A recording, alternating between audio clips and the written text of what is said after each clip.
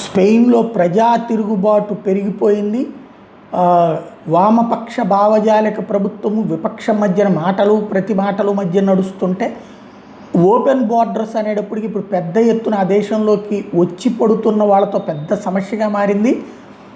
Pedro Sanchez వచ్చిన తర్వాత Europe దేశాలలో మిగిలిపోయినటువంటి వాళ్ళని తిప్పి పంపాలని ఏమన్నా అనుకుంటుంటే వాళ్ళందరూ వచ్చి స్పెయిన్లో చేరుతున్నారు.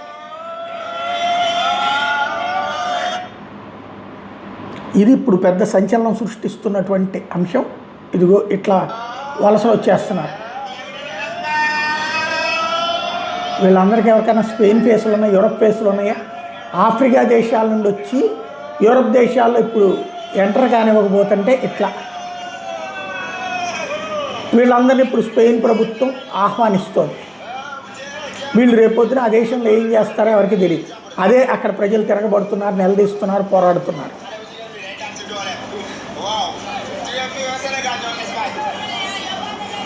ఇది అక్కడ పరిస్థితి.